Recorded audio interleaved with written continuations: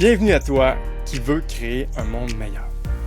Juste en prenant un temps, ici et maintenant, tu fais déjà partie de la solution. Merci de ton écoute et de ton désir d'apprendre. C'est maintenant le temps d'être pleinement présent. Inspire-toi de nos invités qui sont déjà en marche et trouve ton prochain pas vers un monde meilleur.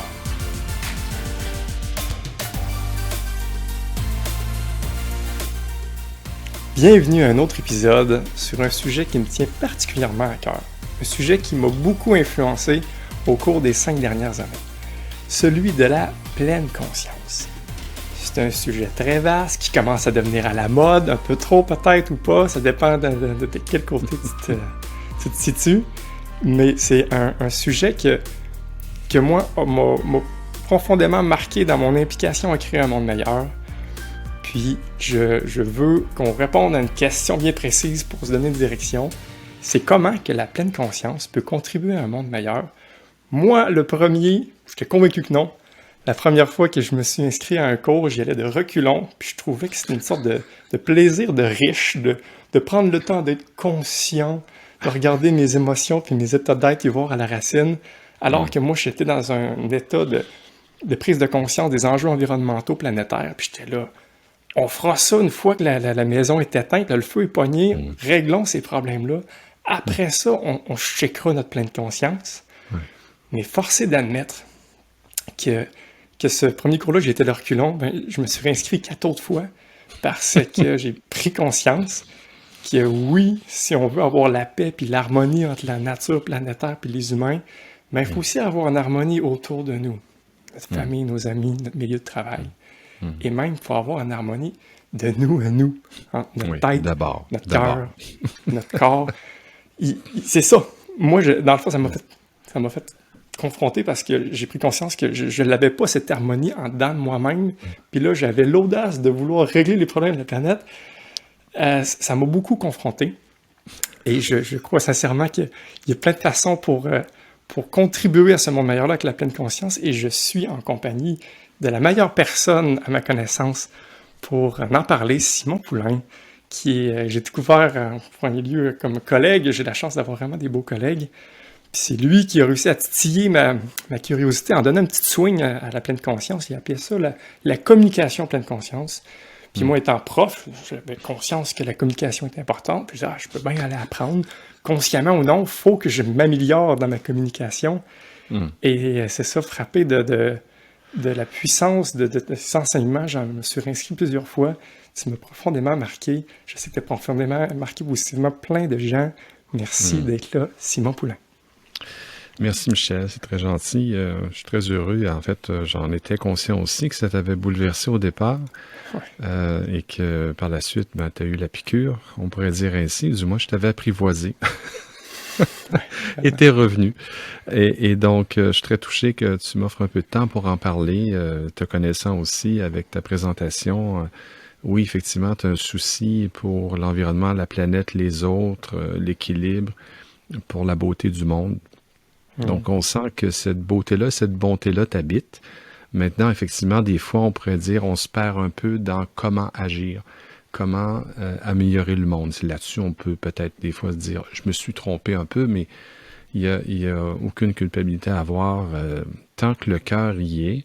Même quand on fait des dites erreurs, ce ne sont pas des erreurs. Alors ça, là-dessus, chaque fois que les gens disent, les écologistes sont extrémistes, les ci sont... Écoutez, je veux dire, premièrement, ils ont le cœur à la bonne place, généralement. Il peut y avoir des fanatiques, mais généralement, ces gens-là ont un souci de quelque chose. Au même titre que les gens qui sont dans le développement personnel, même des regroupements religieux, tout ça, puis il y en a qui disent « ils sont endoctrinés, blablabla ». Écoute, pour moi, ils ont un souci de l'être.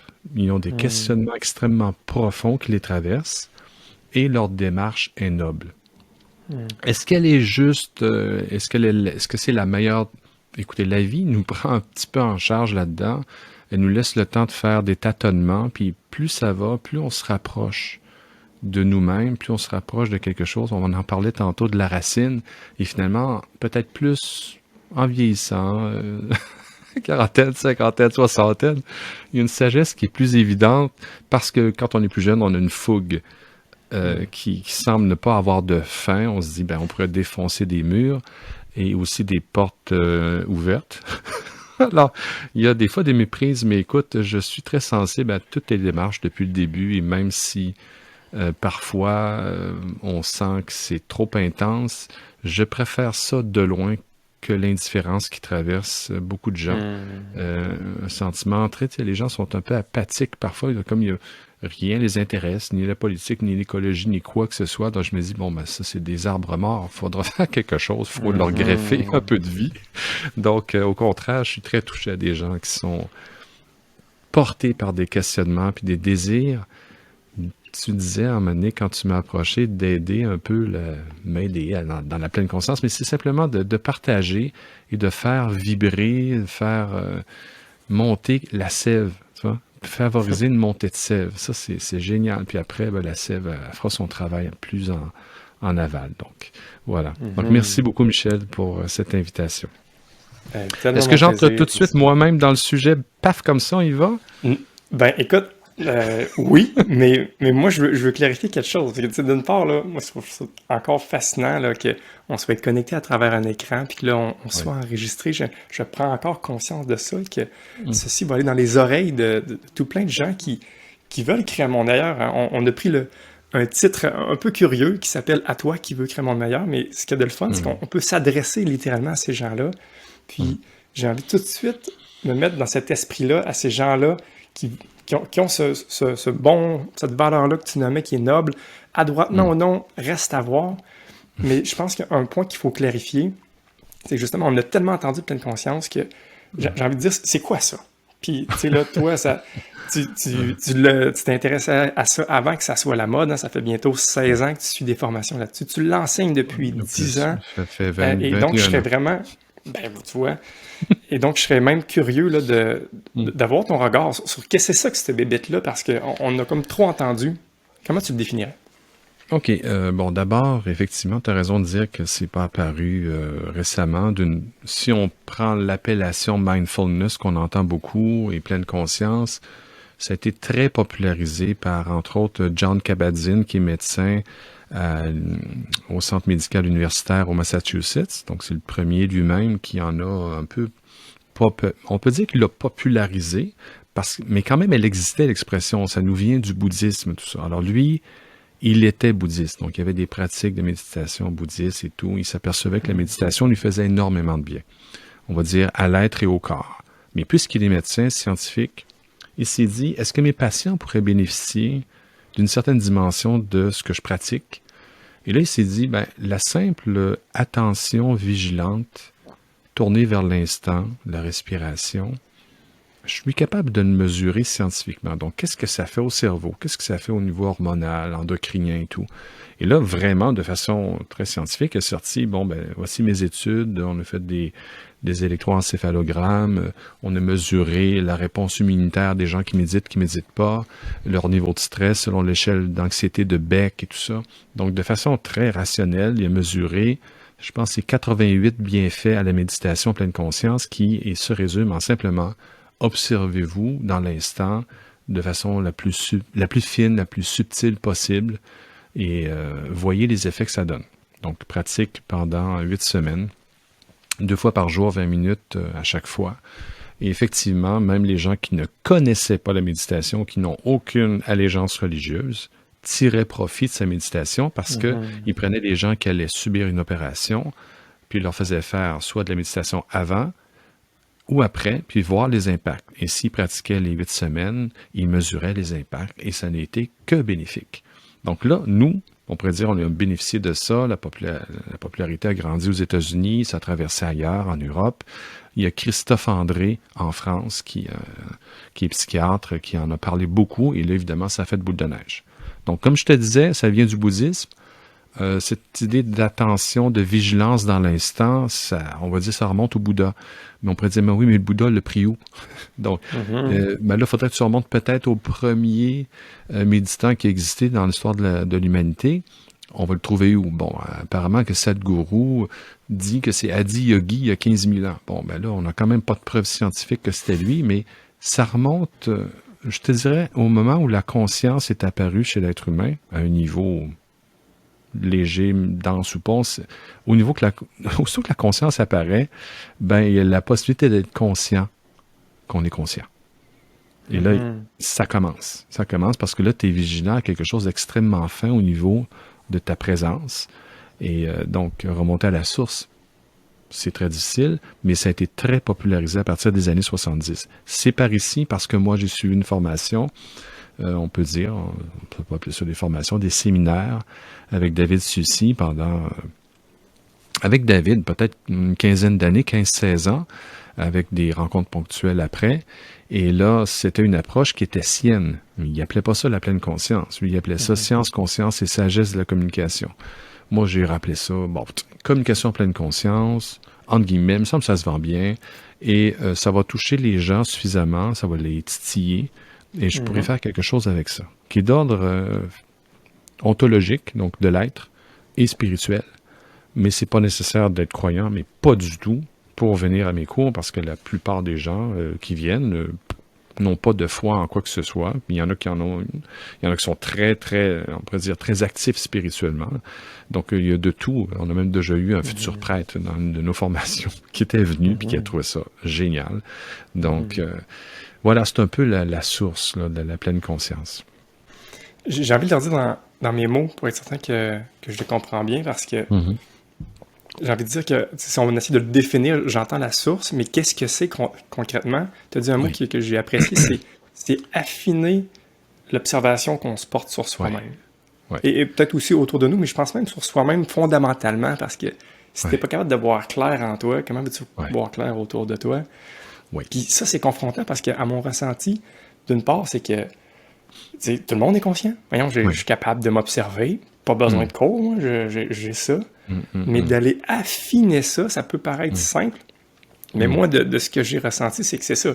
J'avais un bon niveau de conscience, je pense, mais avec des exercices, c'est de quoi aussi que je trouve vraiment pertinent dans ton approche. C'est peu de théorie, beaucoup d'exercices. Il faut que toi-même, tu fasses le chemin. Tu ne peux pas te faire dire d'être conscient. C'est comme, OK, le voilà. Et là, ben, je me suis surpris, même si je croyais pas. Je n'étais pas conscient que je n'étais pas conscient, tu sais. Puis là, il y a comme des couches.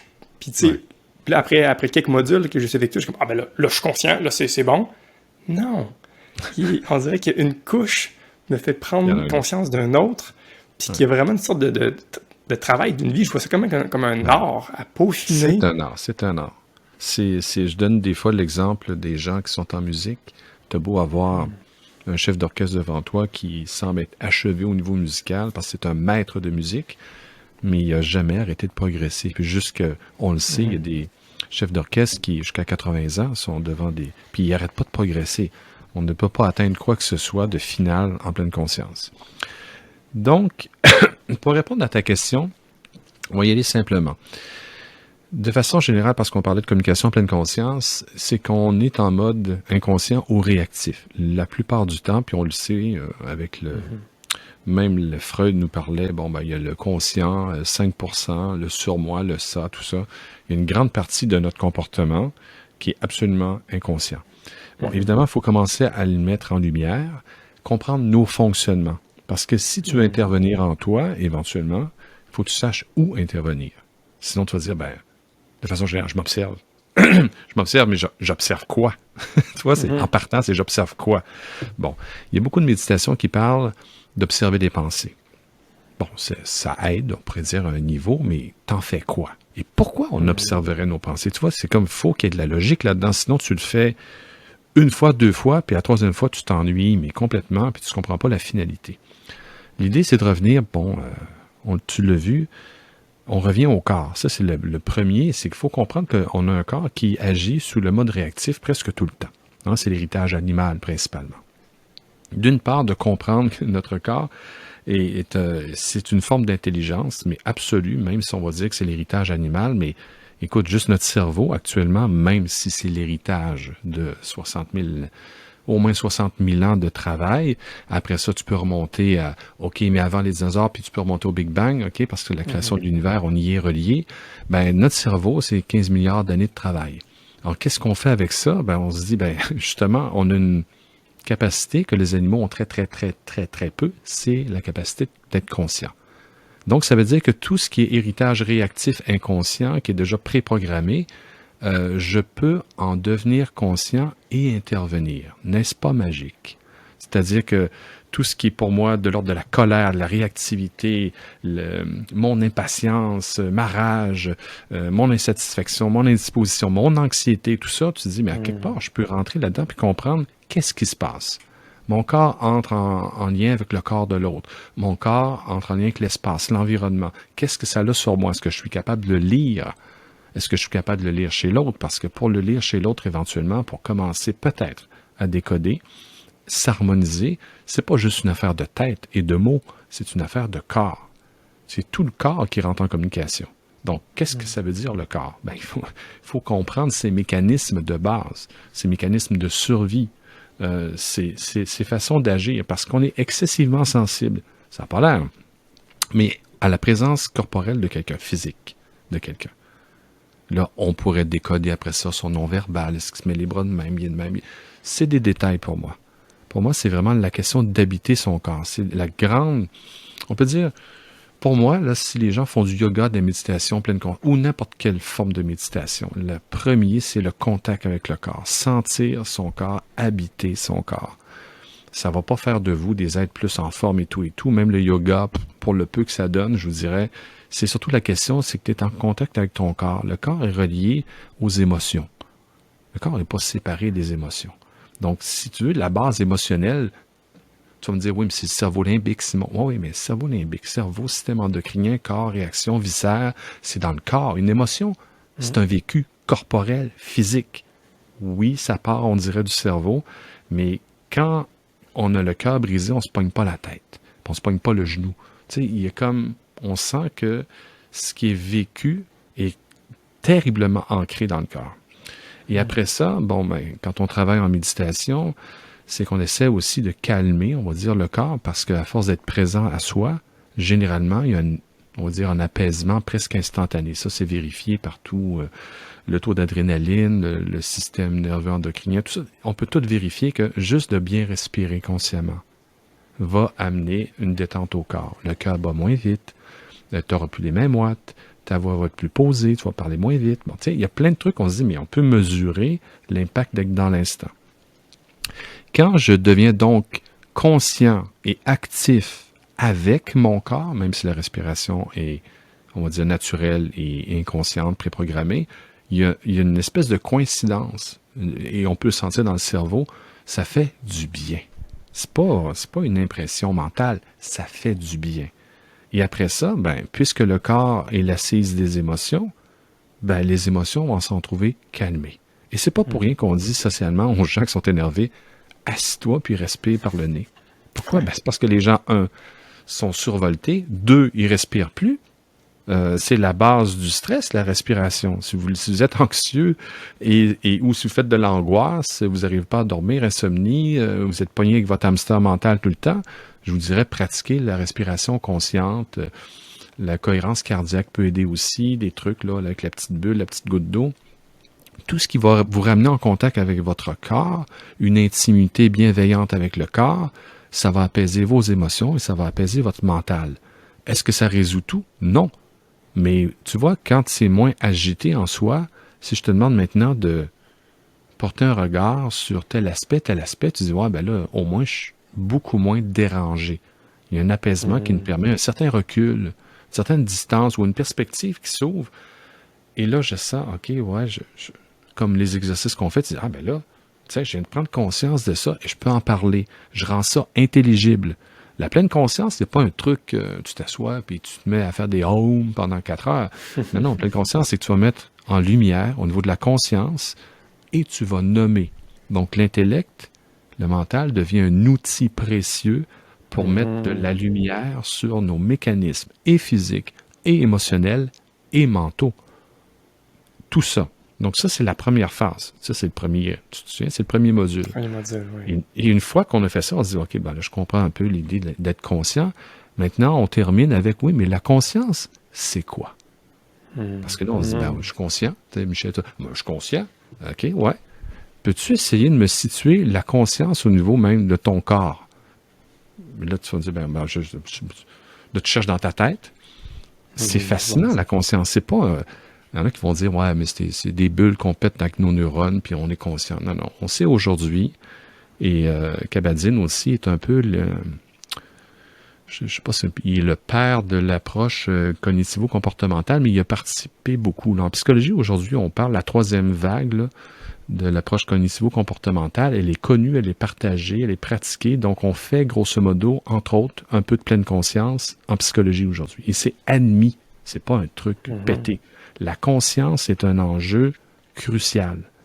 Et un de mes chums qui pratique ça avec l'approche qu'il a connue, la formation avec David, l'approche pleine conscience qui est obligé de voir avec Kabat-Zinn et ainsi de suite.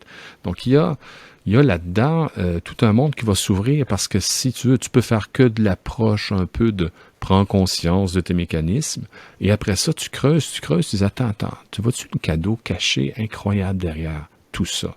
Non seulement le corps est pure merveille, on pourrait en parler, 15 milliards d'années, demande à un médecin est-ce que le corps est pure merveille?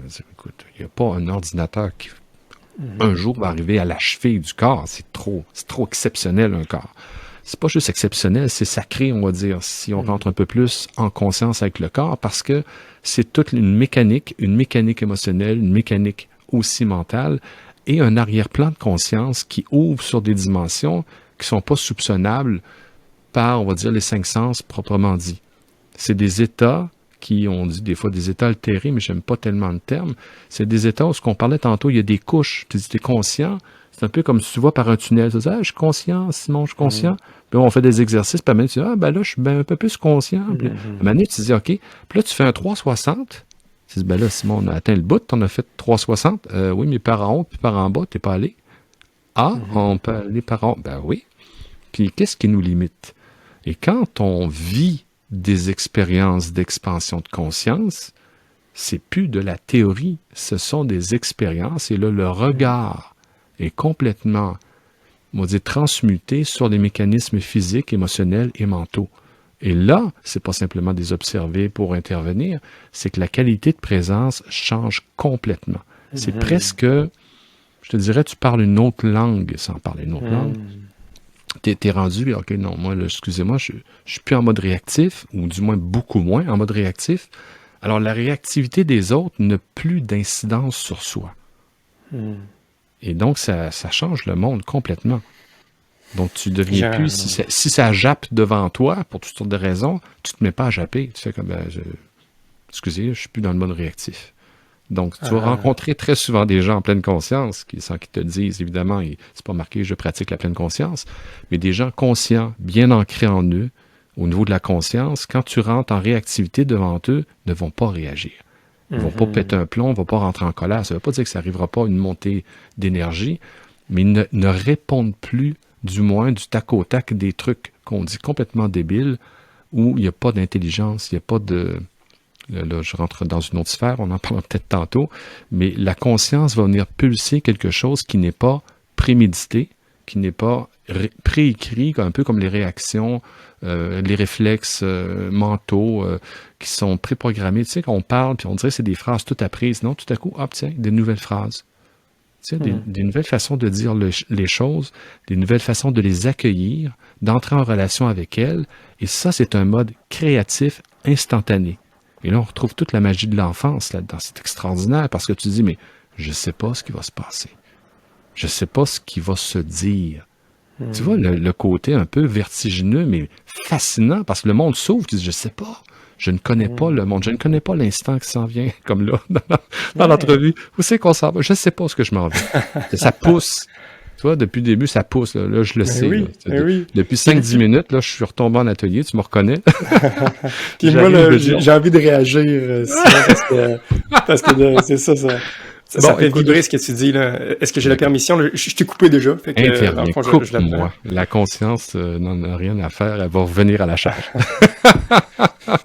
Mais c'est tellement beau, là, puis je pense qu'on vient de répondre à la question de comment ça que ça peut contribuer direct là. Ouais, c'est que tu l'as tellement dit. Attends, il y a deux choses. Il y a d'une part, tu as nommé que aujourd'hui, là, on parle beaucoup j'ai envie de dire, là, de concepts théoriques, où est-ce que ceux qui nous entendent, encore une fois, on peut très bien dans notre tête. Puis là, tu essaies de comprendre ça dans ta tête. Puis là, tu peux juger ça. Je sais pas comment les gens le reçoivent, toute l'information que tu viens de transmettre là. Mais effectivement, mon ressenti, il y a une étape où est-ce que tu peux le ressentir dans ton corps. Puis tu peux le ressentir sur ton regard. Puis c'est de quoi qui s'entraîne, justement, qu'on l'a nommé. Puis c'est beau, justement, là, de quitter le mode réaction, que j'ai envie de dire, qui est même encouragé, j'ai envie de dire, dans notre éducation. On veut répondre rapidement, puis il y a plein de gens qui... Regarde nos politiciens dans l'élection, ils sont toujours en mode réaction. Moi, ça me ferait plaisir, là, à un moment donné, ils sont pas une question... prendre un petit moment de silence. Eh oui, exact. Puis tu sais, le fameux, je trouve qu'on est sur notre guidon des fois, puis on peut juste réagir. Mais là, on dirait que moi, la pleine conscience, c'est un truc qui m'a fait, c'est de pouvoir reculer puis dire, OK, là, ça vient à moi, oui.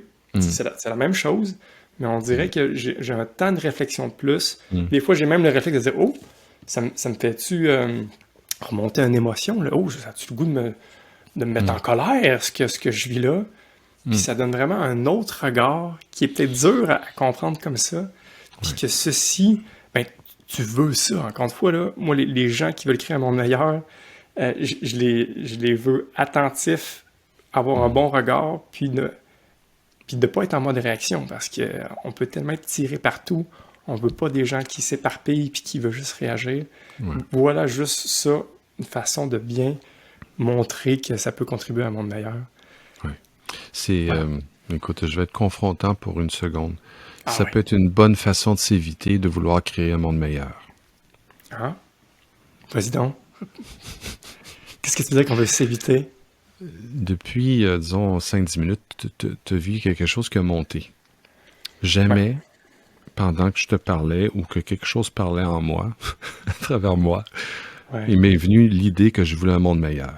Tu vois? Mais en même temps, je comprends très bien l'idée de, écoutez, on va prendre soin de l'environnement comme je prends soin de l'environnement de ma fille, je vois son éducation, c'est normal.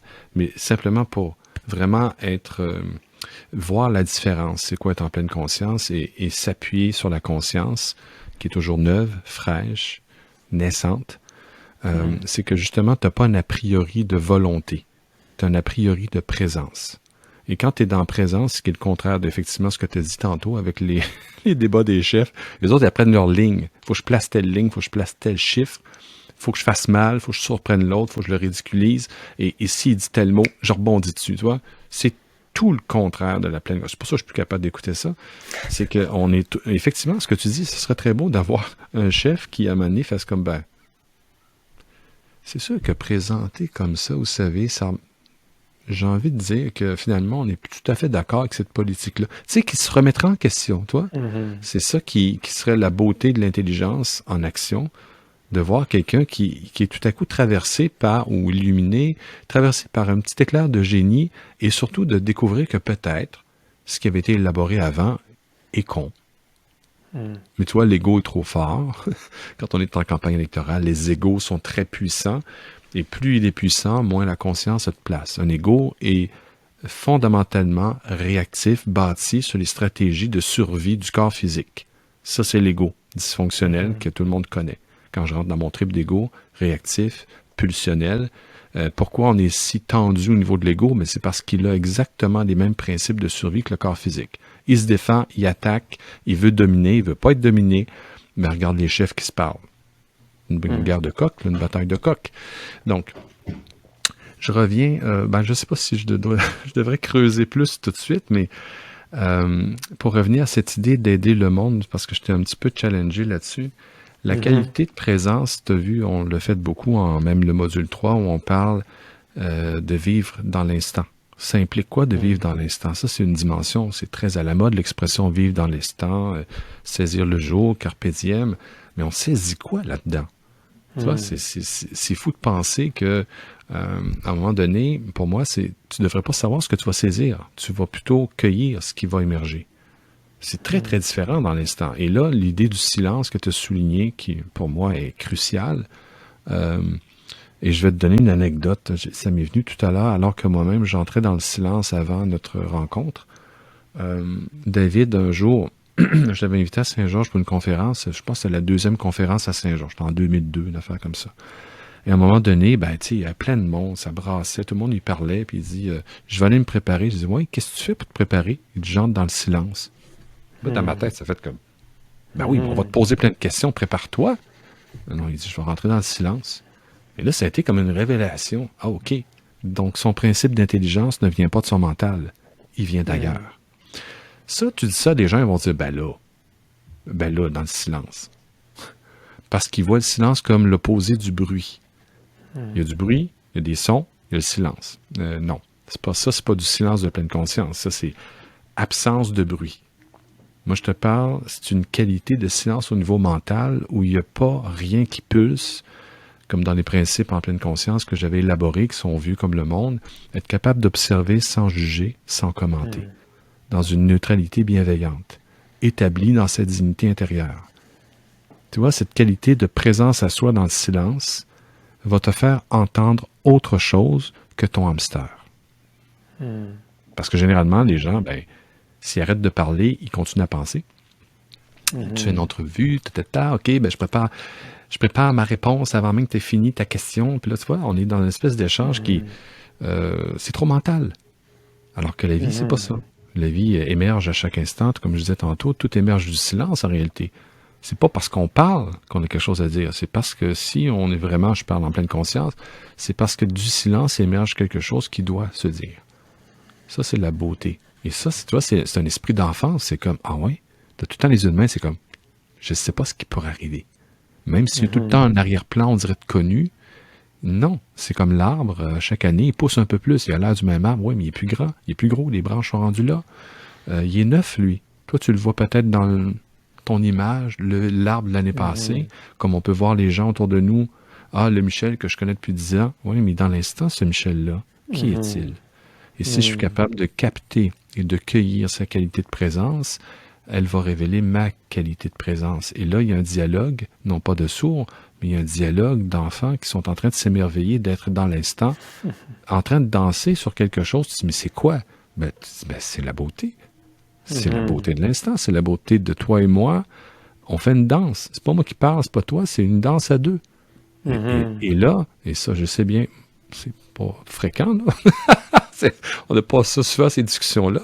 Mais pour moi, la plus belle image qui m'est apparue, c'était celle de la musique. J'ai connu des musiciens, dont mon ami Jean-Pierre, qui sont capables d'improviser au jazz. Tu sais, de dire, on part en mi, OK, voici le rythme. Ils partent, puis c'est la qualité d'écoute. Dans l'instant, en eux, la mélodie qui monte, en écoutant les autres, ça se met à danser entre les musiciens. Puis ils se regardent, puis ils savent qu'ils sont ensemble. Il n'y a personne qui est en avant-plan de façon où je prouve quelque chose. C'est de temps en temps, hop, c'est mon solo, mais les autres me supportent. Hop, c'est ton solo, je te supporte. Et il y a une écoute, puis Jean-Pierre me le contait, il dit, Manet, tu le sens, il y a quelque chose qui lève. Il y a quelque chose qui lève, puis tout le monde dans la salle va dire, tu sais, il se passe de quoi sur scène? Il se passe de quoi? C'est génial.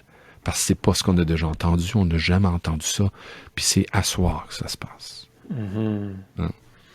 Je vois le lien, je pense, puis j'aime ça que tu me confrontes, Simon, je ne te pas encore pour le faire. Ou est-ce que, j'avoue que c'est peut-être une forme de bruit, quand j'amenais le fait que ça peut créer un monde meilleur, ou est-ce que je n'étais pas dans l'instant présent en disant que ceci peut créer à ça. Puis je vois encore une fois toute la richesse et le cadeau du moment présent, mais j'ai envie à mon tour d'être confrontant. Vas-y. Ou est-ce que, tu sais, je suis un amateur, je trouve que tout le monde devrait développer, j'ai envie de dire, la compétence ou l'art d'être dans le moment présent pour créer ces moments uniques-là qu'on peut voir dans la musique. Mais je suis aussi d'avis que notre mental est un cadeau fascinant. Que consciemment, de se projeter dans le futur, de se dire « Hey, moi, je vais me donner cette intention-là, je vais me donner cet objectif-là de créer un monde meilleur », de le faire consciemment, de dire « Hey, c'est mon étoile du Nord. » Une fois que c'est là, ben oui, je me ramène dans le présent, mais je le regarde en tête. Ou est-ce que dis-moi, j'avais l'impression d'être dans le moment présent avec toi, mais je trouvais ça le fun de consciemment qu'on peut dire « Hey, est-ce que ceci m'aide à m'approcher de ça? » Je suis conscient que je suis dans mon mental, mais je le fais dans une bonne intention. Est-ce que ça est un piège de mon ego qui essaie encore une fois, de me donner une sorte de signification, d'importance ou de rôle, alors que je devrais justement peut-être plutôt que dans le moment présent, tout ce qui monte spontanément, mais en même temps, on dirait que moi, c'est le côté qui me challenge. Rendu là, on va tout être des chèvres à être dans le présent puis à brouter, tu sais. Est-ce que Non, c'est ça qu'on veut ou on veut utiliser une sorte non, non, non. d'équilibre, Ben non. juste milieu Ben oui. dans notre mental? Bon, Ça écoute, t'entendre là-dessus. la question pour faire simple, parce qu'on n'a pas beaucoup de temps pour développer, c'est que oui, tout le monde, même moi, je me mets des objectifs. OK?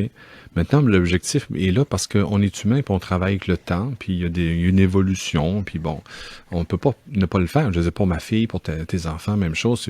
Bon, elle va aller à l'école, on projette ci, qu'est-ce qu'on fait? Il faut bien vivre. Hein, faut tenir compte du réel à un certain niveau qui est carrément terre à terre. Bon. Maintenant, je te dirais, est-ce que chaque jour, ce projet-là, cet objectif-là que tu te donnes est réactualisé? Et dans chaque journée, je te dirais, est-ce qu'à chaque heure, tu as réactualisé ton rêve, ta projection, si on peut l'appeler projection? C'est pas interdit de rêver, au contraire, tout le monde rêve.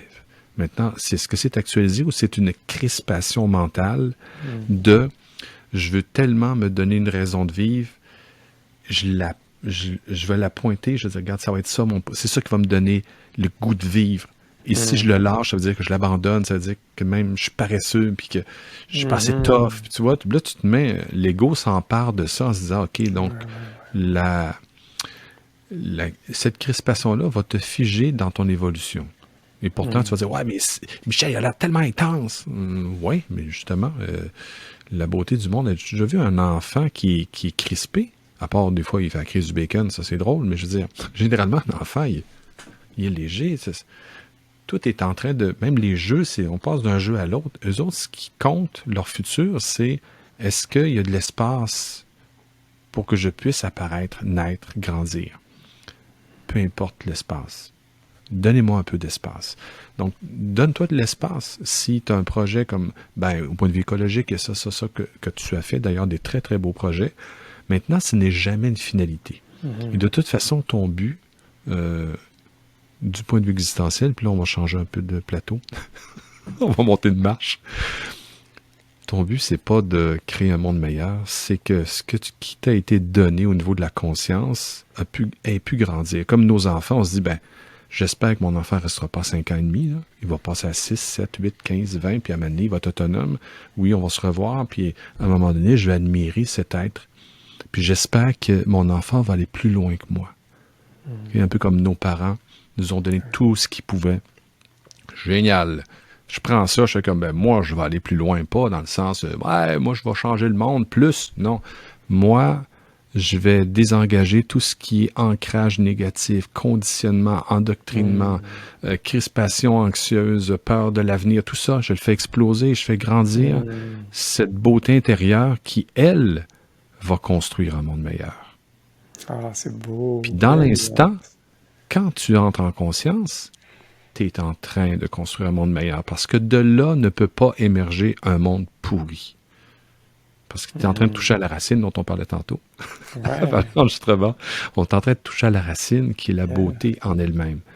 Et là, tu fais comme, wow, qu'est-ce qui peut émerger de ça? De la beauté. Ça ne veut pas dire qu'il n'y aura pas de difficulté et tout ça, mais c'est la beauté, c'est de l'intelligence en action. Et je suis, avec le mental, la capacité cognitive qu'on a, je suis au service de cette intelligence-là en moi. Est-ce que j'ai besoin de me crisper dans un futur? Non, mais je peux me donner un objectif. Tiens, on va faire des nouvelles... on va s'arranger pour que les bandes riveraines au lac soient meilleures. OK. Est-ce que je suis en train de construire un monde meilleur? Non, tu es en train de faire en sorte que les bandes riveraines soient meilleures. Tu peux foutre le bordel, tu peux mettre tout le monde en colère en voulant arriver avec un projet dans lequel tu es tellement crispé que finalement, tu vas t'aliéner tout le monde. Donc, est-ce que tu construis un monde meilleur? Non. Ça part d'une crispation, tu vois? C'est tout ça le travail de la pleine conscience. Ça émerge d'où ton envie de créer un monde meilleur? Ça peut être noble. Oui, généralement, ça l'est. Maintenant, si tu sens une tension intérieure que tu sens dans le cœur, dans les viscères, dans la tête, puis tu t'arrêtes pas d'y penser, puis ça te vire, et ça te rend plus léger, si tu es dans le combat tout le temps, je veux dire, là, tu n'es probablement pas en train de rendre le monde meilleur. Tu vois? Donc, c'est facile de mesurer, et tu es en train de participer à quelque chose qui, au niveau de la beauté, on va revenir à ça, au niveau de la beauté, si tu dis, mais effectivement, j'ai l'impression que dans l'instant, dans mes journées, il y a quelque chose qui est léger, qui est beau, qui est nourrissant pour les autres. Tu peux le voir avec tes enfants, généralement, c'est tes parents. Mon enfant grandit bien, il est heureux. je réponds bien à ses besoins, je dis non quand c'est le temps, je dis oui quand c'est le temps, Tu le mesures chaque jour. Ton but de faire que ton enfant soit heureux et libre, ben OK, on verra ça dans 20-30 ans. Dans l'instant, ton enfant, ce qu'il veut, c'est toi dans l'instant. Quand il va arriver de l'école, il veut Michel, complètement disponible, le cœur ouvert. Et quand il va rencontrer ça, l'enfant, lui, il va rencontrer un monde meilleur là. Parce qu'il voit rien d'autre. Tu vois? Mais je comprends l'idée qu'en tant qu'adulte responsable, relié à la société, qu'on ait des projections, on vise ça, un monde meilleur, on va décarboner, on va faire ci, on va faire ça, on va améliorer les hôpitaux. Pas de problème. Maintenant, comme je t'ai dit, toutes les personnes qui vont rentrer dans ces projets-là, qui ne sont pas eux-mêmes suffisamment bien établis dans leur dignité, s'il n'y a pas suffisamment de bienveillance et de conscience, ça va déraper ou ça va être un coup d'épée dans l'eau. Puissant. C'est très puissant. Et en confrontant. Quelques mots, voilà. Mais c'est ça, moi, ça résonne fort en moi. Hein. Puis tu sais, oui, là, encore une fois, bon, peut-être que je me crispe un peu, mais c'est encore des fois qui me tire vers le haut, puis j'ai l'impression de le choisir. Mais en même temps, il y a toute là l'idée du podcast aussi, où est-ce que, dans le fond, j'ai été cette personne crispée-là, qui apportait des projets que, à ma conscience, contribuaient à mon meilleur, mais je le faisais crisper. Puis c'est fou à quel point qu'une énergie négative ou crispée va créer des tensions, alors que maintenant, ça marche. Oui, j'ai encore plein d'autres projets, mais je le fais dans un autre état. Puis je pense qu'il y a toute là la nuance, finalement, là, d'où c'est que ça part, finalement, de comment que c'est, encore une fois, ta paix intérieure ou ta pleine conscience, encore une fois, je ne sais pas comment le nommer, mais si ça part d'un état, bon, je veux dire conscient, puis que là, tu t'avances dans ce projet-là, c'est là que ça peut avoir un impact, parce que l'inverse peut être vrai, là, tu as une bonne intention, mais ça va faire l'effet inverse, je l'ai trop vécu, puis c'est d'une frustration inouïe, ça demande beaucoup d'énergie, puis tu peux facilement te décourager, puis faire comme « Ah, fuck off, c'est le monde meilleur ». Puis c'est là que c'est toute l'intention derrière le podcast, où est-ce qu'on a beaucoup plus axé sur le développement personnel, ou du moins travailler sur soi-même. J'aime beaucoup l'idée qu'on est comme habité d'une intelligence, puis de la faire grandir pour qu'elle s'exprime, puis qu'elle prenne place. Puis c'est elle qui va créer un monde meilleur. Je trouve ça super beau. Puis j'avais envie de citer une phrase qui m'a fait réfléchir, qui est que la paix est accessible. Mais il faut d'abord découvrir comment on se fait la guerre. C'est notre dignité qui est en jeu. Tu l'expliquais un peu, mais j'aime beaucoup la petite swing que tu joues avec paix et guerre, dans le sens qu'au-delà d'être conscient des mécanismes, il y a plein de mécanismes qui nous font la guerre. Qu'est-ce qui nous fait la guerre, Simon?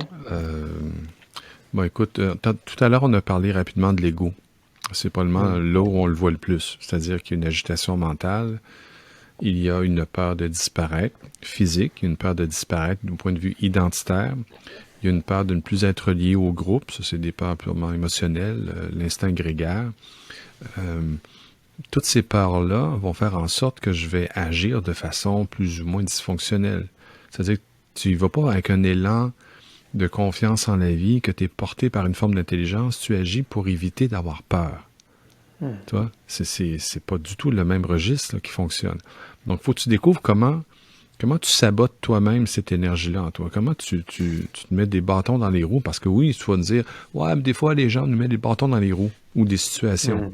Ouais, ça peut arriver qu'il y en a qui aient une certaine intention malveillante. C'est pas impossible, mais c'est rare qu'il y ait des gens qui s'acharnent sur nous 24 heures sur 24. Puis on n'est pas ici, en tout cas du moins, on n'est pas en guerre. Donc, qu'est-ce qui fait que les gens ne sont pas en paix? On a tout à manger au point de vue du corps physique. On est protégé, tout le monde mange bien, on a un abri, blablabla. C'est quoi notre problème? Il y en a encore qui vivent de l'anxiété par rapport à l'argent et tout et tout. Parce qu'il nous en faut plus pour nous sécuriser. Toi, c'est une roue sans fin. Au point de vue émotionnel, il faudrait toujours être assuré qu'on est aimé, qu'on fait partie du groupe, que ma différence ne dérange pas trop. Toi, on est toujours dans ces peurs-là. Mais ça se passe entre qui? Ça se passe entre moi et moi. Oui, les autres peuvent nous renvoyer un feedback plus ou moins clair de je t'aime pas. Mais à un moment donné, tu dis, je ne vais pas passer ma vie à mendier des marques de reconnaissance et d'affection des autres. Ça n'a aucun sens. À un moment donné, il faut que tu sentes que la vie t'aime. Il faut que tu sentes que tu es absolument aimé dans l'instant. Il ne faut pas que ça soit une pensée en passant. Il faut que ça soit une expérience. Je me sens aimé de la vie. Mais sans compromis. Quand on dit amour inconditionnel, tu vois, c'est des belles expressions. Aime-moi inconditionnellement. Je pense que les êtres humains, on a beaucoup, beaucoup de misère avec l'idée d'aimer inconditionnellement. Mais l'intelligence qui est en nous nous aime inconditionnellement. Ça peut faire sursauter bien des gens, mais je disais, quand tu le rencontres, là, tu es saisi de, OK, attends une minute, je m'inventais le contraire dans ma tête. Quand tu le ressens, il y a quelque chose qui s'apaise dans le corps. Finalement, je t'aimais. Pourquoi je vais faire des pirouettes, des cabrioles pour attirer l'attention, séduire, ne pas déplaire, déplaire. Tu vois, le jeu, tu dis, mais c'est sans fin, ce délire-là. Amener une paix en soi, c'est de comprendre effectivement comment je me sabote. Parce moi, personnellement, Simon Poulain, je ne peux pas fabriquer de la paix.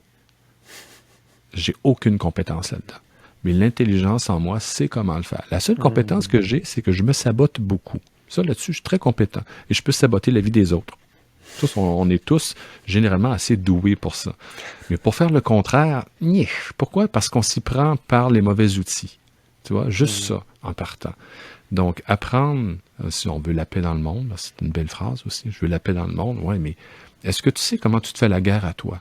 Et si tu comprends les mécanismes de torture mentale, de torture, d'auto-sabotage, de masochisme, de n'importe quoi, comment tu te pourris la vie et tu es capable d'amener réparation là-dedans et de faire en sorte d'arrêter, de te saboter, tu vas arrêter de saboter la vie des autres. Ben là, tu viens de fabriquer de la paix, pas en agissant sur les autres, mais bien en agissant sur toi. Tu vas arrêter de devenir, on peut dire, un participant au chaos du monde. Parce qu'on se dit, mais qu'est-ce qui se passe? Pourquoi ça chie tant, sa planète? Donc, pourtant, on est tous intelligents, on a tous un QI 105, 110, voire plus. Certains génies se disent, mais pourquoi qu'on n'est pas en paix?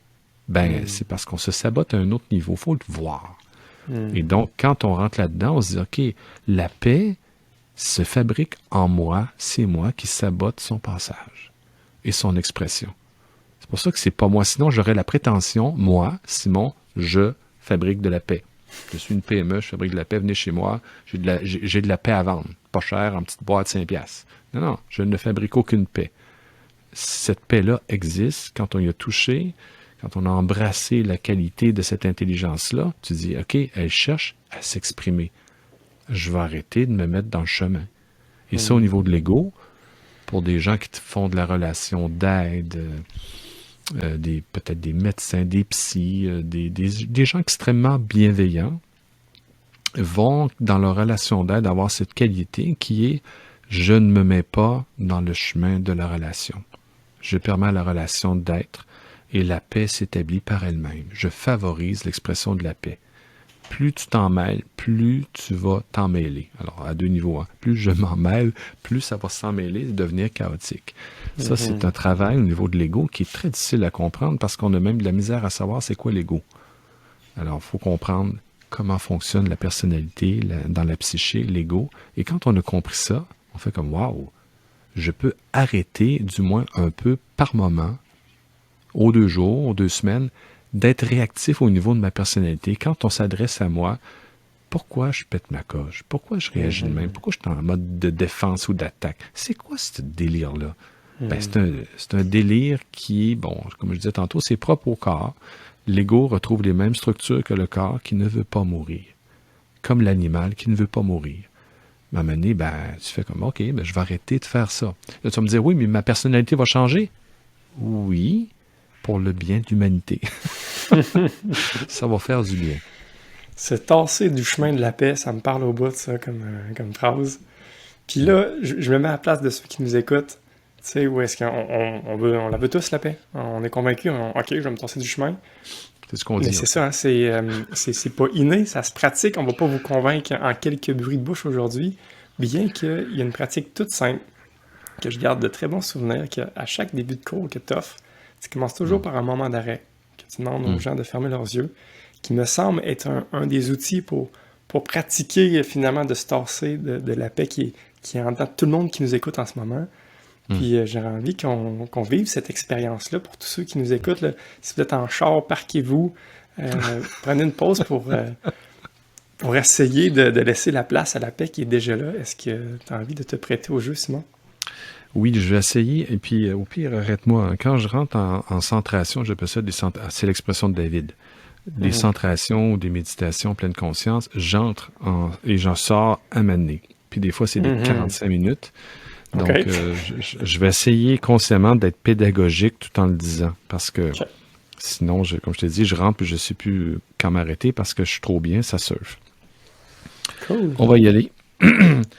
Donc, je vais répéter même les 3 principes que je nomme en pleine conscience, que j'ai dit rapidement tantôt, qui est s'établir dans sa dignité, être capable d'observer sans juger, sans commenter. Et le 3e, favoriser une neutralité bienveillante. Bon. Mm. Alors, comment on fait ça? Parce que sinon, c'est des mots. On se dit, ben, c'est des beaux principes, tu achètes un livre, il y a des beaux mots, c'est intéressant.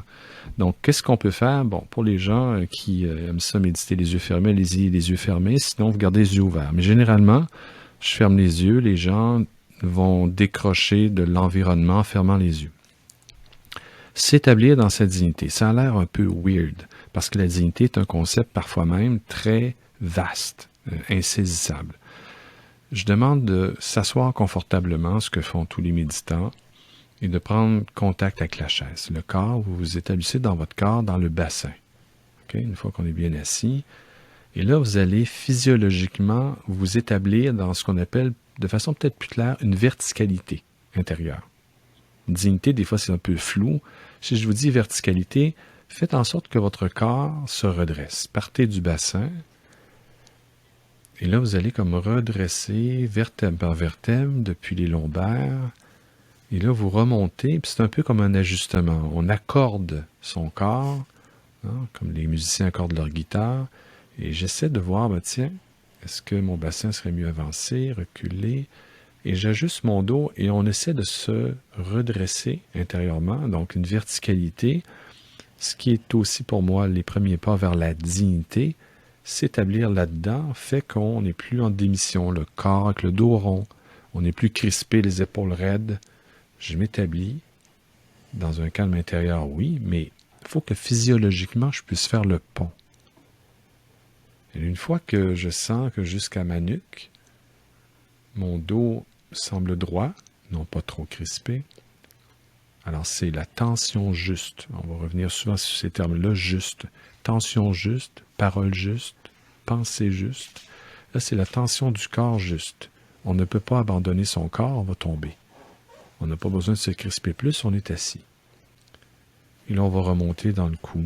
Puis encore là, bouger, cou, épaules. S'il y en a qui ont des crispations aux épaules, allez-y. Vérifiez, bougez les épaules, le cou, la nuque. Et on poursuit, on va remonter au niveau du crâne, vérifier avec la tête. Est-ce que ma tête est trop relevée, trop basse? Avancer, reculer la tête. Allez voir dans le corps. Quand je dis, il faut que je m'établisse dans ma dignité, dans ma verticalité. Qu'est-ce que le corps comprend? Le corps est intelligent. Si on lui donne un peu d'espace, de temps, d'attention, il va retrouver sa posture naturelle. Parce que mon stress parfois, mes pensées, mon agitation intérieure va tordre mon corps, va le twister d'une façon qui n'est pas naturelle. Une fois qu'on est bien établi, on va prendre une respiration profonde. Donc, on imagine que la respiration, l'inspire, va partir sous les pieds très loin, quasiment 3 pieds ou 1 mètre en dessous des pieds, et qu'elle va traverser tout le corps. Va remonter jusqu'à la tête, va dépasser la tête, encore 1 mètre. On va maintenir 1 seconde l'inspire au-dessus de la tête, puis on va relâcher, et ça va repartir vers les pieds, sortir dans le sol. Alors, peu importe où on est rendu, dans l'instant, on expire son air. Inspiration profonde.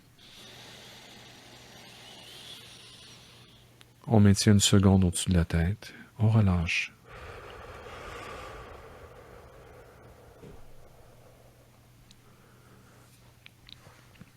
Donc, on va porter notre attention sur le ventre qui gonfle à l'inspire, par exemple. Simplement, donc, quand j'inspire, je devrais sentir le ventre qui gonfle un peu. Et après, un petit peu la cage thoracique et on relâche. pour les 2-3 prochaines respirations, faites-le consciemment. Gonflez le ventre. On force un petit peu la poitrine et on relâche. Une fois qu'on a bien vu le mouvement, on va observer simplement le ventre qui gonfle un peu à l'inspire, la cage, et ça se relâche. Rien de plus extraordinaire. Juste voir le mouvement de balancier. Ventre, poitrine. Et on expire. Ventre, poitrine. Et on expire. Alors on met de la conscience, on ne se quitte pas s'il y a des sensations, des pensées qui passent, des émotions, on observe sans juger, sans commenter, favorisant une neutralité bienveillante. Une fois que je sens la détente qui me gagne, c'est là que évidemment, je vais aller plus vite, on va essayer d'observer à la fois, donc, tout le corps dans son ensemble. Alors, on peut le faire par partie. On va partir des pieds, par exemple, remonter dans les jambes, les cuisses, tout le corps, le tronc, les épaules, les bras. Remonter aux épaules, la nuque, la tête. Et essayez d'avoir une lecture de votre état physiologique. Comment je me sens dans mon corps, présentement? S'il y a des inconforts, on va vérifier. On reste en présence avec l'inconfort, on respire avec lui.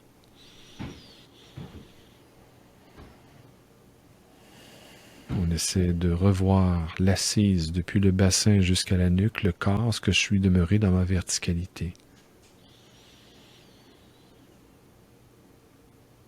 Votre qualité de présence va avoir un impact sur votre posture physique, dans votre façon d'être dans la tension juste ou éventuellement une tension qui n'est pas ajustée.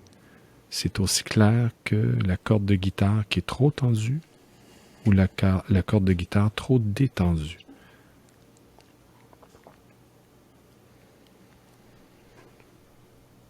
On prend une profonde inspiration. Encore une fois, on prend sous les pieds, comme si l'inspire partait très très loin. Donc, rejetez tout votre air actuellement. Peu importe où vous êtes rendu. Inspiration profonde. On tient une seconde au-dessus de la tête, on relâche. Maintenant, lecture au niveau émotionnel. Comment vous vous sentez au niveau des émotions? On peut aller voir au niveau viscéral, descendez au niveau de l'estomac. Allez du côté du foie, promenez-vous dans les intestins. Il faut qu'il y ait un lien avec le corps, sinon ça va demeurer trop mental et si on n'est pas habitué, on se perd. Et essayez un peu de visiter, surtout au niveau du tronc, là où il y a les organes principaux, les viscères, de prendre la mesure de comment je me sens dans mon corps, mais au niveau émotionnel. Vous voyez, c'est plus fin, là. Comment je me sens dans mon corps. C'est joyeux, c'est triste. Interrogez votre corps. C'est léger. Et on accueille tout sans juger, sans commenter. On n'est pas là pour mettre une étiquette et dire « Ah non, je suis encore découragé. » Non, je suis découragé. J'accueille dans une neutralité bienveillante toute émotion qui se présente à moi, toute sensation physique.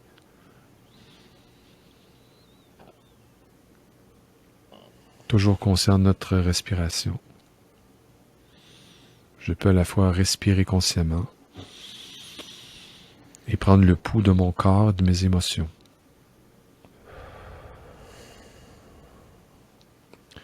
On y va encore une fois, inspiration profonde. D'abord, on expire tout ce qu'on a. Inspiration profonde. Et on relâche. Un dernier petit saut au niveau mental, parce qu'on est des êtres aussi de raison. J'essaie d'observer au niveau du cerveau. Le cerveau travaille au niveau de toute la pensée, oui, cognitive. Il permet au corps d'être, il permet aux émotions de s'exprimer, mais aussi comme un aspect de moi, ma personnalité, ma mémoire qui est là, mon intelligence rationnelle. Donc, on se concentre au niveau du cerveau, qui baigne, lui, dans un liquide céphalorachidien. Et tout ça respire. Il y a une grande vague qui part de ce liquide-là autour du cerveau, qui descend dans la colonne vertébrale et qui remonte. Donc, on va simplement prendre conscience de ça. Descendre tranquillement dans la colonne. Descendre les reins jusqu'au bassin. Et on remonte, on accompagne ce liquide-là. Et pour les gens qui sont extrêmement sensibles, les ostéopathes, ils peuvent vous faire des mouvements très précis avec ce liquide qui se promène dans le corps. C'est une respiration en soi. Et là, on va porter attention à tout ce qui est système nerveux, tout ce qui part de la tête, du cerveau, du cou, le long de la colonne vertébrale. Vérifiez comment que c'est beau. Tout le corps est relié par ces petits nerfs-là. On peut bouger un orteil. Hein? On bouge un orteil, un petit doigt, une épaule, le nez, la bouche. Il n'y a rien dans le corps qui est abandonné. Il n'y a rien dans le corps qui est séparé. Tout est relié par cette intelligence-là, physiologiquement parlant. Tout le corps est connecté. Il n'y a pas une partie du corps qui exige d'avoir plus d'attention qu'une autre de façon égotique. Le corps fonctionne en harmonie. C'est une grande symphonie. Donc on regarde ça comme le produit d'une forme d'intelligence qui est évidente. C'est une œuvre, le corps. C'est une œuvre d'avoir créé un cerveau qui pense, qui me donne accès à la conscience, qui me donne accès à la profondeur de ma conscience, à la beauté, ma personnalité, celle des autres, ce que je suis capable de créer, de mettre au monde physiquement, de mettre au monde au niveau des idées. Et on va rentrer un peu dans la gratitude. Hein? C'est merci pour ce corps qui me permet de vivre, d'être en contact avec le monde. Merci pour ces émotions qui me permettent de comprendre où j'en suis dans ma relation avec les autres et avec moi-même. Merci pour cette intelligence qui me permet d'exprimer tout ce que je peux, hein, d'être créatif. Merci pour cette forme d'intelligence. Gratitude. Et pour une dernière fois, on expire notre air. On va chercher l'inspire très profondément. On maintient une seconde et on relâche. Et on essaie d'avoir une lecture dans le silence, les yeux fermés. Comment je me sens là? En paix? Plus en paix? Moins en paix? Essayez d'avoir une lecture honnête, sans juger, sans commenter de votre état intérieur. Et on accueille la réponse, on accueille la lecture. Et tranquillement, on va remonter, si on était au niveau de la poitrine ou dans la tête, on va remonter vers la tête. On va avancer vers les paupières, pour ceux qui avaient les yeux fermés, comme je les ai présentement. Et tranquillement, vous allez les ouvrir comme des grands rideaux, en favorisant le pont. Faites le pont entre votre état intérieur et le monde que l'on dit extérieur.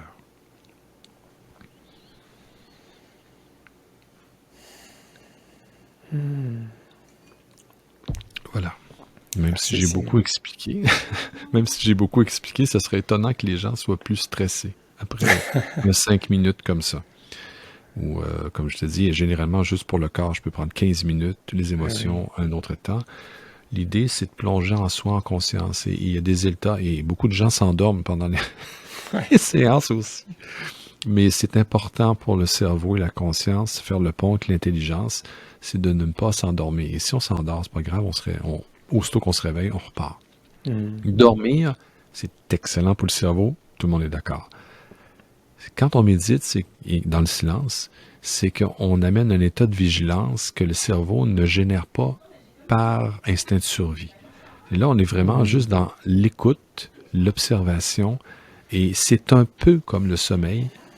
Ça calme le corps, ça calme les émotions, ça calme le mental, et ça favorise, comme le montrait Kabat-Zinn, ça favorise la créativité. Les gens qui méditent dans le silence un peu chaque jour vont développer leur empathie plus facilement.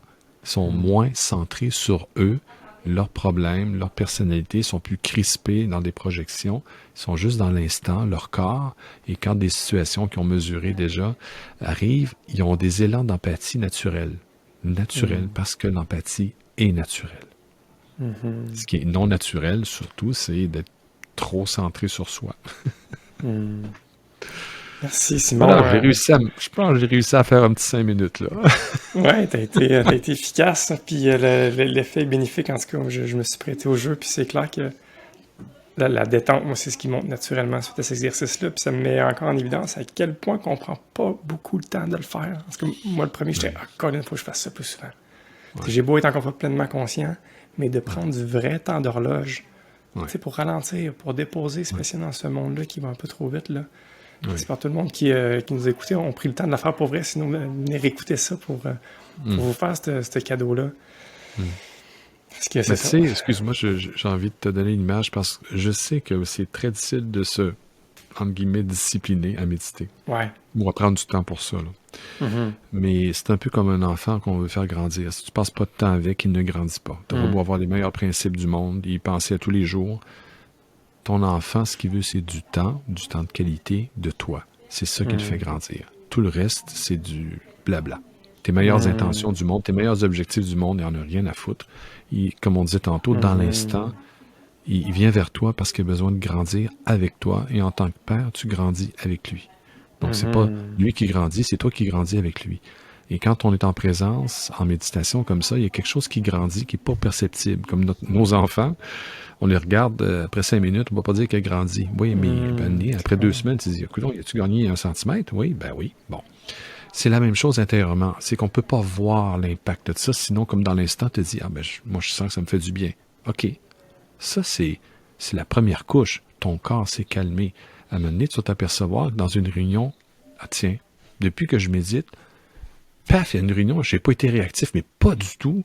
Actuellement, je pogne les nerfs. Je n'ai pas pogné les nerfs. Et puis, ça n'a pas été prémédité comme, là, il faut que je me concentre pour pas pogner les nerfs, il faut que je me concentre pour pas pogner les nerfs. C'est que ton état plus naturel, porté vers la paix intérieure, est toujours comme, si vous voulez, tu tiens le feu allumé intérieurement. C'est qu'il ne fait jamais froid. Et dans une situation X, tu as besoin d'un peu de chaleur, tu tends les mains et c'est fait. Donc, c'est simple. Et là, le travail intérieur participe à un monde meilleur, alors que c'est pas ta première intention. Quand tu es rentré en méditation, là, Michel, avoue, tu n'as pas dit « je vais faire un monde meilleur ». T'as gagné, t'as raison. Et pourtant, quelqu'un qui te croisait, il fait « Mon Dieu, Michel, t'as l'air calme, t'as l'air souriant, t'as l'air de bien aller, tu me fais du bien, Michel, merci, bye », puis ça va. Tu vois, tu as déjà participé, et probablement tout ce qui va sortir de toi va être un peu plus posé dans la justesse. Ça ne veut pas dire que ça va être parfait, un peu plus dans la justesse, mieux dosé. Tu vas dire, tiens, je vais trouver même la solution à mon problème. Pourquoi je fais ça de même? Pour faire ça de même, c'est réglé. L'intelligence rationnelle, physique, mentale, cognitive travaille mieux dans la détente. On le sait, tout le monde. J'ai même envie de renchérir que j'ai des souvenirs de quand on faisait cet exercice-là. Il y avait une dame en particulier qui disait toujours « Ah, je suis pas capable. Ah, je suis pas capable. Non, je peux pas le faire. Je suis pas capable. » Et ou même des personnes qui nommaient, puis moi le premier, comme tu sais, j'ai peut-être réussi à le faire pendant 2 secondes, dans le fond, de me connecter. Le reste, je pars dans mes pensées. Mais d'une part, je trouve que c'est un bel indicateur. Si ce n'est que ça vous donne un beau check-in de si, quand vous l'avez fait, vous n'étiez pas capable, puis ça vous confronte. OK, il y a de quoi aller creuser là, les amis. Puis pour ceux qui ont juste réussi à le faire 2 secondes, j'ai une bonne nouvelle pour vous. En tout cas, pour moi, c'est les 2 premières secondes les plus difficiles. Parce qu'une fois que tu goûtes à ça, c'est comme, c'était bon. J'ai le goût d'y retourner. Puis là, ça devient plus naturel de le pratiquer, puis c'est de quoi qui se renforce, puis tu peux étirer le nombre de secondes, comme n'importe quoi que tu pratiques, grandit. Puis j'encourage tout le monde à nourrir ça. Simon, le temps passe vraiment vite avec toi. C'est un sujet infini qu'on a à peine creusé la surface. On termine toutes nos entrevues avec 5 questions en rafale, mais avant, il y a une chose que je veux nommer, c'est que pour ceux qui veulent en savoir plus, qui veulent se pratiquer, parce que bien sûr, on peut se pratiquer chacun de notre côté, mais d'être accompagné par quelqu'un qui fait ça depuis 21 ans, tu peux gagner clairement tu peux avoir des raccourcis du moins. Puis si on veut te retrouver, je pense que tu as un site internet, une page Facebook pour te contacter, t'offres des formations qui vont rouvrir bientôt, des journées aussi là, de retraite. Est-ce que tu peux nous parler un peu de ça? Pour le site web, c'est communicationpleineConscience.net. Donc, c'est pas compliqué, ça apparaît tout de suite dans Google. J'ai aussi sur Facebook, même chose, vous tapez communication pleine conscience. Je pense qu'il y en a un autre en France qui a parti ça, à peu près sur le même nom. Vous allez me voir la tête, la tronche. Vous allez me voir. Puis, prochainement, effectivement, je fais un samedi. Là, ça va probablement être le premier ou le deuxième samedi de la semaine de l'Action de grâce ou de la semaine de relâche. Et là, c'est des gens il y en a qui ça fait très longtemps qui suivent des formations, il y en a qui n'ont suivi juste quelques-unes. Des fois, j'ai des nouvelles personnes, donc c'est pas réservé à un groupe particulier. Mais il y en a qui, ça fait longtemps, comme disons, je me souvenais plus que tu en avais suivi 5. Il y en a qui n'ont peut-être suivi 7 ou 8. Donc, c'est des gens qui sont portés sur l'humain, sont doux, sont ricaneurs. C'est en fait, c'est plus des fins de semaine, c'est des samedis. On fait un samedi au complet, de 9h à 5h, et on sort de là, on est ivre de détente. C'est bizarre à dire, on est tellement cool, on est tellement relax, pourtant on a parlé de plein de choses, mais ça a été une bonne nourriture pour l'âme, si on peut le dire ainsi. Donc, voilà. Superbe, là, tu m'enverras encore l'invitation, j'ai bien l'intention d'y retourner.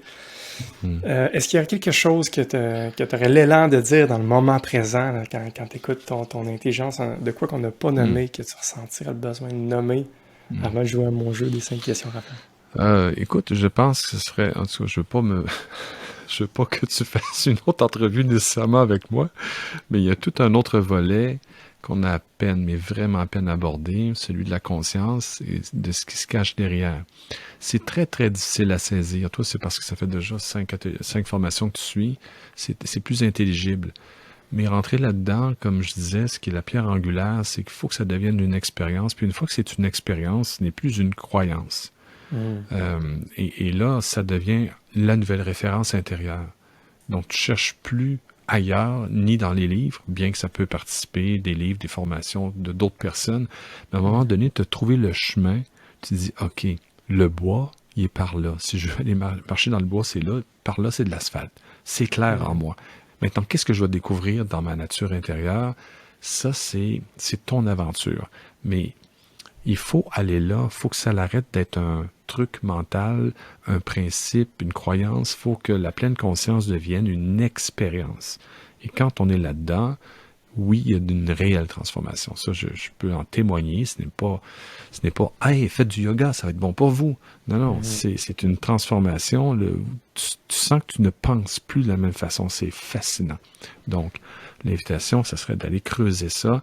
Sinon, je vous dirais, mon Dieu, peut-être une chose qui est en lien avec toi, ou dis-moi ce que tu soulignais tout à l'heure. Si je l'avais, non, excuse-moi, c'était avant qu'on ouvre le micro et la caméra, il y a énormément de choses inquiétantes dans le monde actuellement.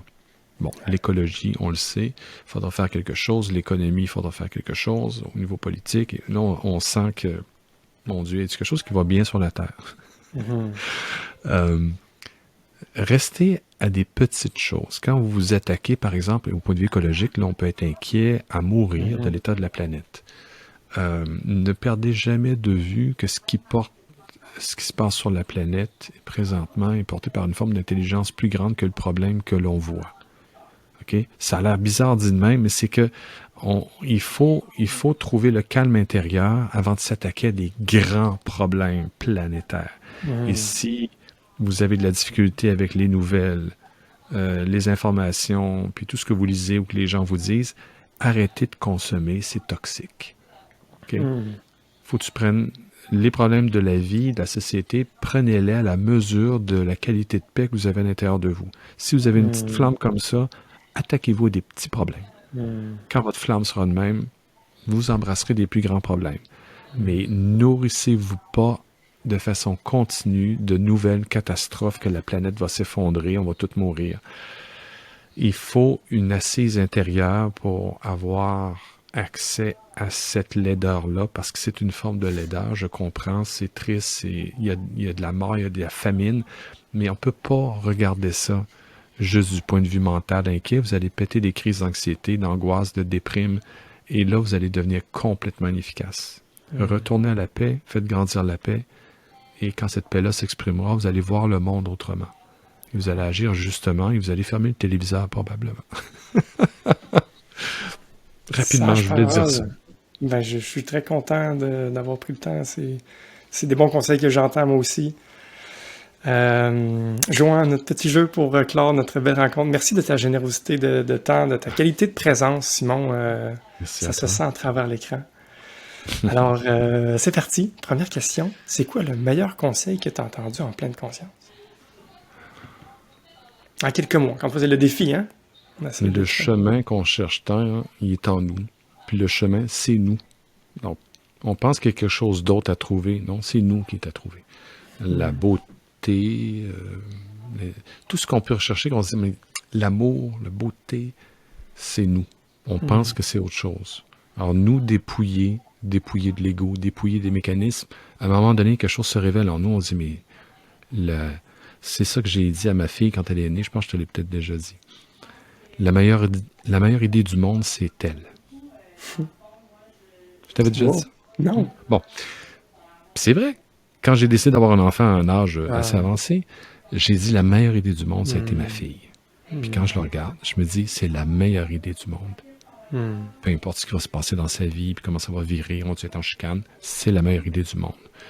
Mais après ça, puis c'est une chose que je développe en atelier, tous les êtres qui nous entourent sont les meilleures idées du monde. On est tous des miracles. Donc, il n'y a pas une meilleure idée du monde. Tout le monde est la meilleure idée du monde.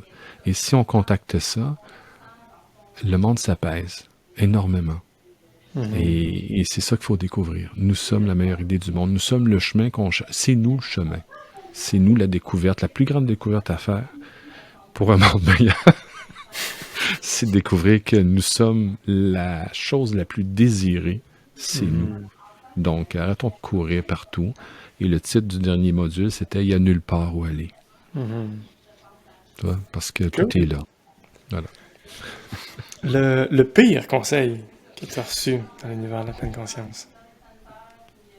Ah ben ça, c'est bizarre comme question parce que les gens qui m'ont inspiré n'avaient vraiment que de bons conseils. Donc, c'était pas des gens en pleine conscience qui m'ont donné des mauvais conseils, c'est des gens qui n'étaient pas en pleine conscience. C'était des gens en pleine inconscience. Qui parlait de pleine conscience? OK, disons, on va résumer ça en un mot. Tu as tort, Simon. Quelqu'un me dit ça, c'est comme... Bon, ben, la discussion est finie. Dans le sens que c'est pas une façon de commencer à parler avec quelqu'un. T'as tort. Donc, t'es du côté de la vérité, l'autre est du côté de l'erreur, du mensonge. Non, c'est fou. Ça, c'est pas une rencontre. Penser qu'on a raison ou que l'autre a tort. Tu sais, c'est un mode binaire qui ne mène nulle part. Qu'est-ce que tu valorisais avant, tu ne valorises plus aujourd'hui? Faire un monde meilleur. T'es tannant. Non, écoute, dans le sens que... Parce que je me reconnais beaucoup en toi. Je sais pas si tu l'as senti déjà, mais... dans le sens que j'ai tout le temps pensé, d'ailleurs, les premières fois que j'avais dit à David... Mais on ne peut pas laisser la planète dans un état pareil. Ça n'a aucun sens. La souffrance, elle est extrême. Il faut aider le monde. J'aimerais ça aider le monde. Tu sais, puis tout ce que j'apprends de toi, j'aimerais ça aider le monde. Puis à un moment donné, il a dit, ouais, ben, OK, si tu veux aider le monde, que ça soit aussi léger que le vol d'un papillon. Puis là, j'ai fait comme, mais ça change rien, un vol de papillon. C'est comme, c'est tellement beau et léger. Et finalement, que pour aider quelqu'un dans la légèreté au niveau du cœur et de l'âme, ça demande un travail inouï. Et pendant que je fais ce travail-là, je suis en train d'améliorer le monde, de l'aider en faisant la lumière sur moi. Et éventuellement, peut-être, parfois, dans un atelier, quelqu'un se décrispe, profite d'une phrase, d'un exercice que j'ai fait, puis il fait comme, tiens, moi, ça me nourrit. Ben, tant mieux. C'est tout ce que je peux faire. Vraiment, c'est tout ce que je peux faire. Proposer. Et puis, voilà, ça s'arrête là. C'est beau, merci de nous confronter avec tant de bienveillance. C'est agréable. Quatrième question. C'est quoi la première et la dernière chose que tu fais dans tes journées? C'est embrasser par la reconnaissance, dans la gratitude. On le fait dans la petite centration, le fait d'exister, d'être conscient. C'est on pourrait le mettre en détail, création du monde, création, reconnaissance pour mon corps, ma vie, ma fille, le fait d'être conscient, le cadeau de la conscience. Il n'y a personne qui pense à ça en se couchant, tu vas me dire, ben moi oui, c'est tellement inouï. En fait, pour faire simple, parce que c'est une petite question, donc je vais essayer de pas m'étirer, c'est la plus belle preuve d'amour. Donc, quand je me branche là-dessus, cadeau de la conscience, c'est le cadeau que je suis aimé. Absolument, tel que je suis dans l'instant, tel que la situation est, il n'y a rien à dire. Je suis absolument aimé. C'est un acte de bonté, la conscience, c'est la preuve que je suis aimé. Mais c'est pas des mots pour moi, là. Je te le dis en mots, mais pour moi, c'est comme, tiens, je me reconnecte au cadeau. C'est un moment de centration, là. Oui, mais c'est parce que ça peut être une pensée de quelques secondes, pas obligé de faire une méditation. Tu te couches, tu t'endors juste avec ça. Merci pour tout ça. Quelle chance, c'est inouï. Quel cadeau. Pas, j'ai une bonne année, j'ai un bon salaire, une belle maison. Non, on pourrait dire, ça nous chante, mais qui a accès à la conscience? Qui a connu ce cadeau-là? Les animaux connaissent à peu près rien, les végétales connaissent rien, les atomes connaissent rien de ça. Moi, je l'ai. Puis quand on voit les portes qui s'ouvrent intérieurement là-dessus, on se dit, mais c'est fascinant. Juste l'intelligence physique, matérielle, terrestre, elle est inouïe. Pas au point de vue physique, ce à quoi elle est reliée. Et là, ça prendrait une autre entrevue. Oui. Puis, je suis curieux, somme toute, où est-ce que qui peut être contre l'idée de se recentrer, puis avoir de la gratitude, puis retourner se nourrir dans notre conscience. Mais aussi simple que, tu sais, les matins, là, quand t'as un enfant qui vient de t'approcher, là, est-ce que tu réussis à le faire même dans un contexte parental, ou est-ce que rapidement, là, il y a comme des demandes qui viennent à toi? Oui, mais non, mais regarde, soyons honnêtes. C'est pas parce que je vis généralement en pleine conscience qu'il n'y a pas des moments d'impatience. Mais je ne reste pas dans mes moments d'impatience. Puis je sais me raccorder à cette beauté-là. Et oui, il y a eu des moments où il y a quelque chose qui, bon, tu sais, entre guillemets, c'était trop. J'ai pas pu le gérer. Mais il n'y a pas de jugement là-dessus. Je vois que je n'ai pas pu le gérer. Là, j'essaie de rembobiner. Qu'est-ce qui m'a amené là? Tiens, OK, le faux pas était ça. D'accord. Je viens d'apprendre de quoi. Génial. C'est ça la beauté, c'est que tu n'es pas en train de t'auto-castrer, de te saboter encore une fois. T'as vu qu'est-ce qui s'est passé. Et c'est comme ça, si vous voulez, qu'on devient comme lucide de ces mécanismes. Bon, il y a eu ça qui m'a amené là, ou je ne l'ai pas vu venir. Ça, c'est une affaire aussi, là. Je ne vois pas venir les situations. Les gens qui vivent en inconscience, ils ne voient rien, et quand ça arrive, ça leur pète d'en face. Quelqu'un qui est en pleine conscience, à force d'être sensible de son corps, de l'espace, des émotions, de tout à un moment donné, c'est comme si tu sentais le vent. Tu sais, à un moment donné, tu marches dehors, c'est un petit vent frais. À un moment donné, tu sens, entre guillemets, ce qui est l'ambiance et l'énergie d'une pièce. Il se passe ça. Et ça, c'est des niveaux de sensibilité qui sont plus poussés, là. Mais tu sens l'ambiance. Et les gens qui sont artistes, c'est des gens qui ont cette sensibilité. Ils sentent quelque chose. Il y a quelque chose. C'est une lumière ici. Toi, il y a une espèce de kinesthésie, mais c'est subtil dans les énergies.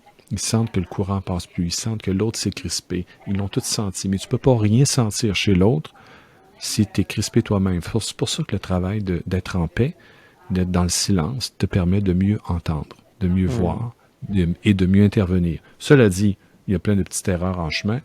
Et voilà, on est humain. Pas de jugement, on avance. C'est déjà fini après 5 minutes. Clairement, et ma fille, quand des fois ça arrive, tu l'as sûrement vécu, à un moment donné, ton enfant pleure un petit peu, on se prend dans les bras, puis c'est déjà réparé. Parce qu'au fond, je sais que c'est la meilleure idée du monde. Et que je suis la meilleure idée du monde. Et que voilà, il est arrivé un petit impair, c'est banal, c'est rien. Même s'il y a eu crispation, c'était une blague. C'est une blague de la vie. C'est ça, accueillir les imperfections, hein, ça fait partie de la vie. Parce que tout est pédagogique. Ça.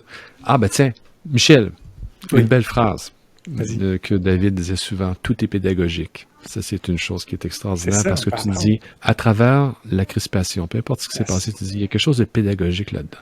Tu peux dire, ouais, mais je veux plus que ça se reproduise. OK, mais as-tu vu l'aspect pédagogique de la situation? Ça, c'est de la pleine conscience. Quand tu le vois, tu dis, OK, c'est gagné, c'est bien, j'ai appris de quoi? On passe à autre chose. On ne reprendra plus exactement de la même façon. On peut toujours apprendre. Dernière question, mon cher Simon. Si tu avais une baguette magique, puis que tu Hey. pouvais donner une habitude à tous les habitants de la planète Terre, quelle serait cette habitude? Assoyez-vous en silence 2 fois par jour, au moins une demi-heure. Yeah, that's On, it. on commence la journée. Je l'ai vécu, pardon, en allant voir Arnaud Desjardins. Tu te lèves, avant de manger, c'est une demi-heure dans le silence, en méditation. Tu dis, qu'est-ce qu'on fait? Tu restes dans le silence, tu te fermes la gueule. Mhm. Puis à un moment donné, il y a vraiment un état de vigilance qui grandit, qui est extraordinaire. Mhm. Et tu le refais une autre fois avant le souper, avant de retourner dans la famille, une fois que la journée est finie. Transition avant de retourner à la maison. Une demi-heure de silence, tout le monde. Je te jure, et Sadhguru va beaucoup dans ce sens-là, vous voulez changer le monde? Vous voulez l'améliorer? Il dit, donnez-moi quelqu'un, je vais te le faire méditer de façon précise, efficace. Et je transforme sa vie il dit 4 semaines. En 4 semaines, je transforme sa vie. Mais je vous jure que c'est vrai. Mhm. Parce que si on l'essayait, par lubie, on fait une folie, on l'essaye, tout le monde, ben je vous jure que la planète ne tournerait plus sur le même sens, parce que ça serait plus la même forme d'intelligence qui œuvrerait. Il y aurait énormément de choses qui se décrisperaient, qui se décristalliseraient, puis à un moment donné, tu laisses tomber. Le fameux lâcher-prise, là, c'est pas un acte très volontaire, c'est un acte de présence. Et quand tu es dans la présence et dans la paix, les choses se relâchent. C'est tout. Donc oui, ça, si on pouvait le faire presque de façon forcée, asseyez-vous dans le silence, 2 fois par jour, une demi-heure. Révolution.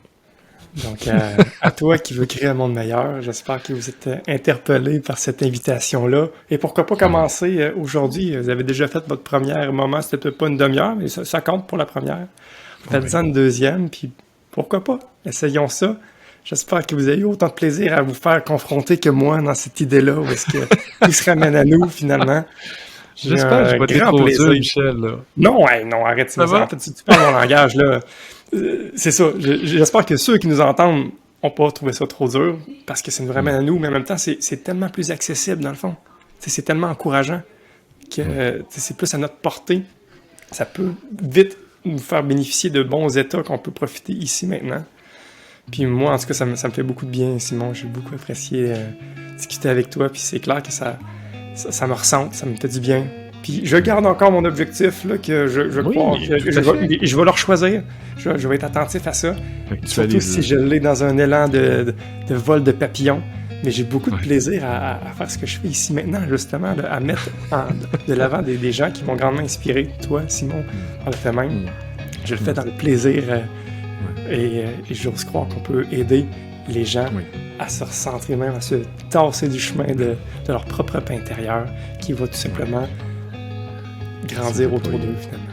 Exact. Donc, merci à toi, merci d'être ce que tu es, Michel, et merci d'être la majorité du monde. Merci à toi aussi, Simon, et à tout le monde qui vous êtes tous des meilleures idées. Continuons à nourrir et à honorer le fait que nous sommes des beaux petits miracles, des belles petites idées. Ouais. Allons méditer. Oui, voilà. Dans le silence. Merci, Simon. D'accord. Au plaisir.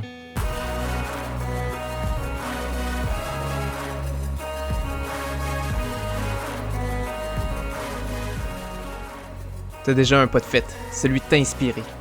La prochaine étape, c'est de transformer ça en action. À ta façon, tu peux créer un monde meilleur en toi et autour de toi. Et maintenant, pour passer à un autre niveau, rejoins une belle gang de crinqués puis découvre InspireX niveau 2. La plateforme qu'on a créée pour t'aider à devenir encore meilleur et te faire voyager vers tes rêves. Visite inspire-x.ca/niveau 2 et abonne-toi. À bientôt.